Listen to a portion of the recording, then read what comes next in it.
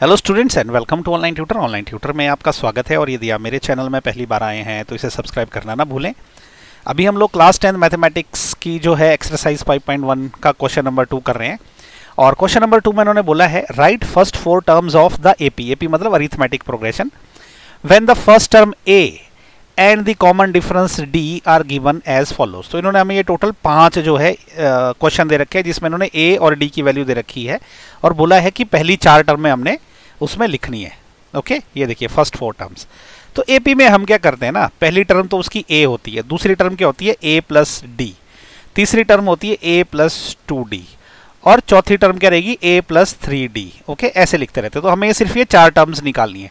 तो यहाँ पे देखिए सब जगह ए और डी हमको दे रखा है। हम क्या करेंगे, इसमें ए की वैल्यू डालेंगे, इसमें ए और डी की डालेंगे, इसमें फिर से ए और डी की वैल्यू डालेंगे, इसमें भी ए और डी की वैल्यू डालेंगे, तो ऐसे पहली 4 टर्म्स आ जाएंगी। ओके, तो इनको एक एक करके करते हैं। सबसे पहले इसका फर्स्ट पार्ट करते हैं।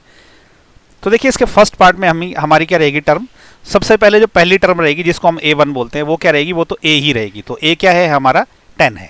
ओके, दूसरी टर्म क्या रहेगी जो a2 है, a2 क्या रहेगा, मैंने बताया ना अभी कि a प्लस डी होता है वो। ओके, तो a की वैल्यू क्या है 10 है और d क्या है, d भी 10 है, तो ये 20 हो गया। ओके, a3 क्या हो जाएगा, ये हो जाएगा a प्लस 2d। ओके, तो ये क्या हो जाएगा 10 प्लस 2 इंटू 10, ये हो जाएगा 10 प्लस 20, तो ये आ जाएगी 30। ओके, और a4 क्या रहेगा a plus 3d।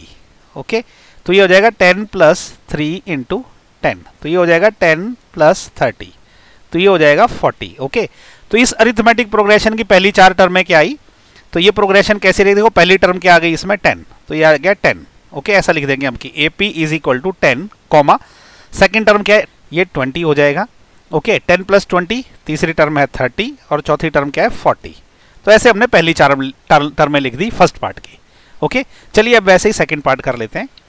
Second part में अगेन ये दे के रखा हुआ, जैसे मैंने आपको बताया कि कैसे लिखते हैं ए। ओके, ए प्लस डी, ए प्लस 2d और ए प्लस 3d। ओके, ऐसे ऐसे लिखते हैं। तो हमारी जो एपी क्या रहेगी इस बार मैं डायरेक्ट ऐसे लिख देता हूँ। ए क्या है -2, तो ये पहली टर्म रहेगी -2, दूसरी टर्म क्या रहेगी -2 प्लस क्या रहेगी वो d, तो d क्या है 0 है, तीसरी टर्म क्या रहेगी a क्या है इस बार -2, ये -2 है, प्लस 2d, तो 2 इंटू 0, तीसरी टर्म क्या रहेगी a की जगह -2 रहेगा प्लस 3 इंटू 0। ओके, तो ऐसे निकलती रहेगी। तो ये एपी क्या आ गई देखो -2 -2 प्लस 0 भी -2 ही होता है। ओके, -2 प्लस 2 इंटू 0 अगेन ये -2 रह जाएगा क्योंकि 2 इंटू 0 जो है 0 ही रह जाएगा। नेक्स्ट टर्म भी क्या रहेगी -2 ही रहेगी क्योंकि 3 इंटू 0 0 हो जाएगा, 0 प्लस -2 जो है -2 ही रह जाएगा। तो ये आ गई सेकंड पार्ट का आंसर। ओके, ऐसे थर्ड पार्ट कर लेते हैं। तो देखिए अब इसका थर्ड पार्ट कर लेते हैं। थर्ड पार्ट में इन्होंने a की वैल्यू 4 दे रखी है, d की वैल्यू -3 दे रखी है। तो AP क्या होता है, ये होता है a, फिर a plus D, a plus 2d, a plus 3d। Okay, हमें 4 ही टर्में निकालनी है, आगे तो ऐसी चलती रहेगी। अब वैल्यूज पुट कर लेंगे। a की वैल्यू क्या है 4 है, दूसरे में क्या रहेगा a की जगह 4 रहेगा प्लस d की जगह क्या है -3 है। ओके, तीसरी टर्म में फिर a की जगह क्या रहेगा 4 रहेगा प्लस 2 इंटू डी की वैल्यू -3 है। नेक्स्ट टर्म क्या रहेगी a की जगह 4 रहेगा प्लस 3 इंटू डी की वैल्यू क्या है -3 है। ओके, कॉमा ऐसे चलता रहेगा। इसको सॉल्व कर लेंगे, ये हो जाएगा 4 प्लस -3, तो ये -3 हो जाएगा, तो 4 में से 3 गया, ये 1 रह जाएगा कॉमा। ये क्या होगा नेक्स्ट टर्म 4, देखो प्लस इंटू माइनस तो माइनस ही रहता है, 3 दूने कितना हो जाता है 6 होता है। और नेक्स्ट टर्म क्या रहेगी 4 प्लस इंटू माइनस तो माइनस हो जाएगा, 3 3 कितना होता है 9 होता है। ओके, ऐसे चलता रहेगा। तो ये क्या हो गया 4, 1, 4 में से 6 गए तो -2 रह गया, 4 में से अगर 9 चले गए तो -5 रह गया। ओके, तो ये निकल गई पहली 4 टर्म जो है, ये थर्ड पार्ट हो गया। ऐसे भी चलिए फोर्थ पार्ट करते हैं। फोर्थ पार्ट में क्या है, a की वैल्यू -1 दे रखी है और d की वैल्यू 1/2 दे रखी है। तो AP क्या रहता है a, okay, a plus D, a plus 2d, a plus 3d, ऐसे चलता रहेगा। हमें शुरू की 4 टर्में ही निकालनी है। तो अब देखो a की जगह क्या है -1 है, फिर यह a की वैल्यू डालेंगे तो ये -1 हो जाएगा और प्लस d की वैल्यू क्या है ये 1/2 है। ओके, a की जगह क्या है -1 है प्लस 2 इंटू डी की वैल्यू क्या है 1/2 है। ओके, फिर अगेन यहाँ पे a की वैल्यू क्या है -1 है प्लस 3 इंटू डी की वैल्यू क्या है 1/2 है। ओके, ऐसे चलता रहेगा। अब इसको सॉल्व कर लेते हैं। ये तो -1 ही आ जाएगा। ओके, यहाँ पे क्या है 2 हमारा निकल जाएगा एलसीएम। तो ये क्या हो जाएगा देखो, -2 + 1, ओके, कॉमा, ये ऐसे हो जाएगा देखो, 2 से 2 यहाँ कैंसिल हो जाएगा, तो -1 + 1 हो जाएगा, ओके। यहाँ पे क्या रहेगा, -1 और ये क्या हो जाएगा +3/2, ओके, ऐसे चलता रहेगा। अब इसको अच्छे से सॉल्व करते हैं, ये हो जाएगा -1, देखो -1 + 2 कितना रहता है, वो -1 हो जाता है, तो -1/2, -1 + 1 कितना हो जाता है, 0 हो जाता है, ओके। और इसका एलसीएम ले लेंगे, 2 आ जाएगा, तो ये हो जाएगा -2 + 3, ओके, ऐसे चलता रहेगा। तो ये क्या हो जाएगा अब, -1 -1/2 0, ओके। अब -2 + 3 कितना होता है, ये होता है 1/2, ओके। तो ये निकल गई शुरू की 4 टर्म में, -1 -1/2 0 1/2, ओके, ये आंसर आ गया। अभी लास्ट और 5th पार्ट कर लेते हैं इसका। 5th पार्ट में क्या है देखो, उन्होंने ए की वैल्यू दे रखी है -1.25 और डी की वैल्यू दे रखी है -0.25, ओके। तो अभी क्या करते हैं हम लोग, इनको एक एक करके जो है, जैसे हमने लास्ट उसमें किया वैसे ही करते हैं। तो हमारा जो ए पी रहता है वो क्या होता है, ए + D, okay, a + 2d a + 3d। तो ये हो गई शुरू की 4 टर्म में, आगे ऐसे ही चलता रहेगा ये।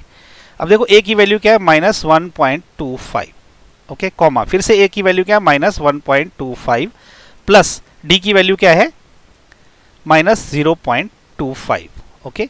फिर नेक्स्ट वैल्यू क्या आएगी, a की वैल्यू वही लिखनी पड़ेगी 1.25 प्लस 2 इंटू डी की वैल्यू क्या है, -0.25, ओके।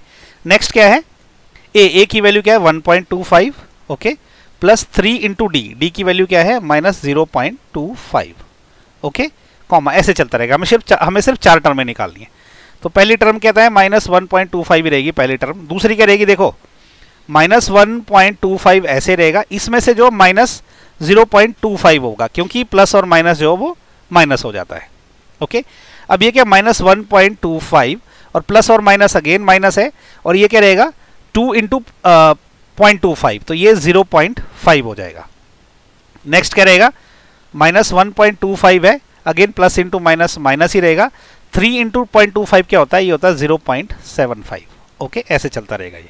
अब देखो पहली वैल्यू क्या आ गई 1.25, ओके, दूसरी वैल्यू क्या आ गई देखो, दोनों माइनस के, तो माइनस ही रहेगा, 1.25 में 0.25 ऐड हो गया, ये हो गया 1.25 प्लस 0.25, तो ये कितना हो जाएगा 1.5, ओके। तो ये हो जाएगा -1.5।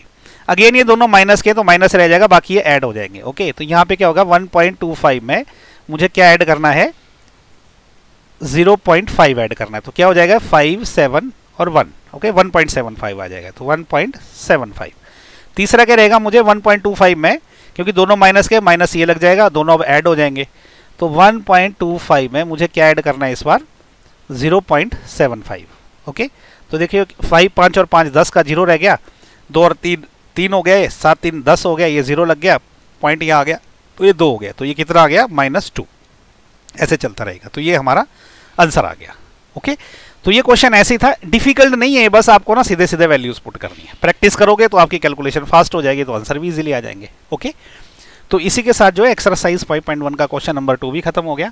नेक्स्ट वीडियो में हम करेंगे एक्सरसाइज 5.1 का क्वेश्चन नंबर 3, और उसका जो लिंक है ना वो आपको नीचे डिस्क्रिप्शन में मिल जाएगा। और आपको मेरे वीडियो अगर पसंद आ रहे तो उनको लाइक शेयर और सब्सक्राइब जरूर करें, okay. Thank you so much for watching my video, thank you.